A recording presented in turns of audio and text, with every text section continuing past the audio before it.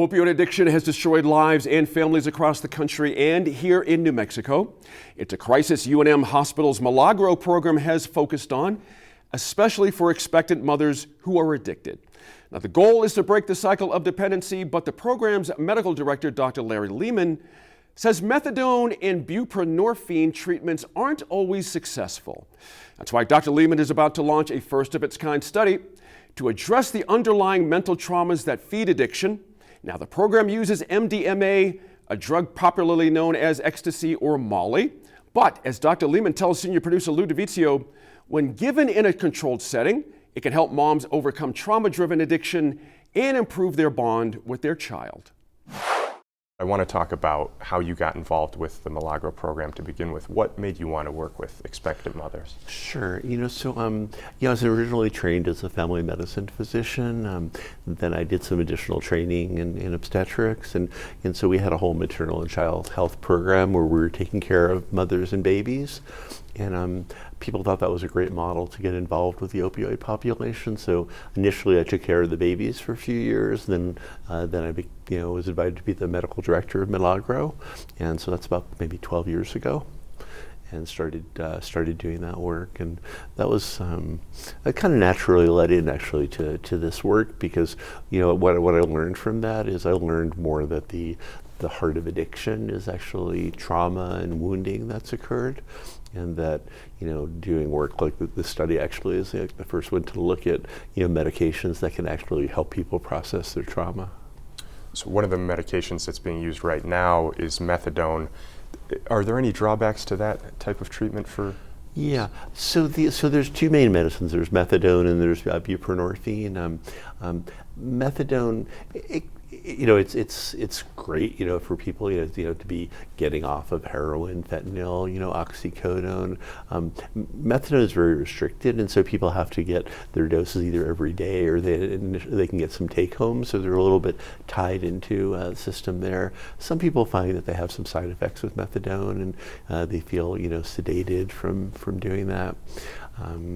Buprenorphine is a little bit more flexibility, especially in a state like New Mexico. You can get prescribed a 30-day supply, and so if you live in Silver City or you live in the res, you have that's more convenient for most people. Okay, how can psychedelic treatments be more effective than something like sure. that? So it's a different paradigm than buprenorphine or methadone. We're not really using a replacement therapy. What we're doing is really a one-time treatment with people where they will go through a 12-week therapy time.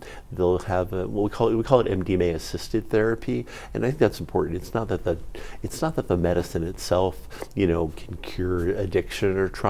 It can allow for the therapy there, and what it does is it temporarily suppresses the fear. Like when people have had trauma that's caused PTSD, there's lots of things that trigger things in their life that triggers things, and the actual idea of processing that trauma is really scary for people.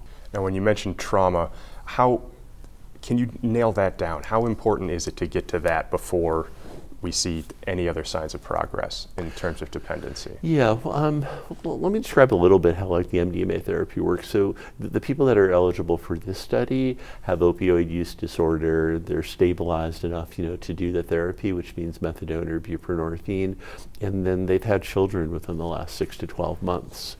And so the reason we're focusing on this population is they have both PTSD, they meet the criteria for moderate to severe opioid use disorder. So what they do in the study, they'll have 3 sessions with a therapist team. That team really is to sort of establish the background. It's to establish a trust that's important during the experimental sessions.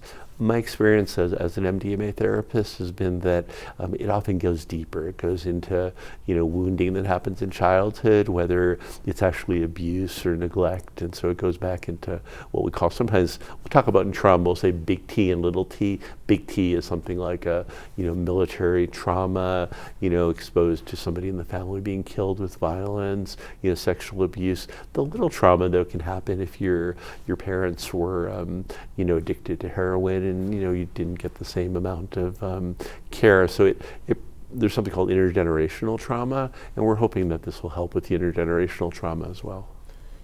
How does the idea of connection play into this, and why is it so important for all people, but for mothers specifically? Yeah, that's a great question. But when we talk about connection, some people have described, and I think this is accurate, that connection is almost the opposite of addiction. When you're addicted, you narrow like your view of the world, and basically, if it's something like heroin or fentanyl, your life revolves around that. You narrow down your relationships. People who don't use have largely been cut off from people, and so it's a very narrow, restricted way of being.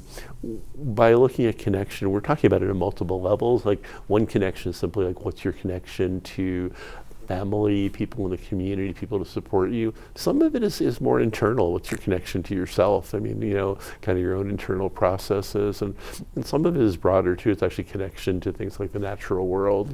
Going out hiking. All those can be part of sort of the part of the healing process.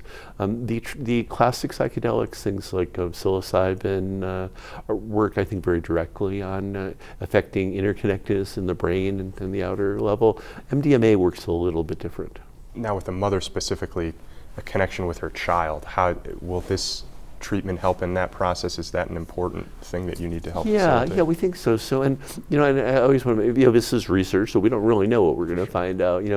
But the hypothesis here is that about half of the pregnant people that we see with opioid use during the pregnancy have PTSD, and probably more if you included them, the little t trauma. So we're hypothesizing is that MDMA, which appears in other studies to be very effective for PTSD, by treating the PTSD, will decrease the likelihood that the person relapses. What we see is after the pregnancy, for about 50% or more people by a year later have started using, they're back to heroin or fentanyl and such. And that's how I got interested in doing this. I mean, I was doing pregnancy care. I would take care of people. We'd get through the pregnancy, they get stable in the postpartum, and I would think things were going well. And then I wouldn't see them because we'd done that. And then a year and a half later, they're back using heroin, pregnant again.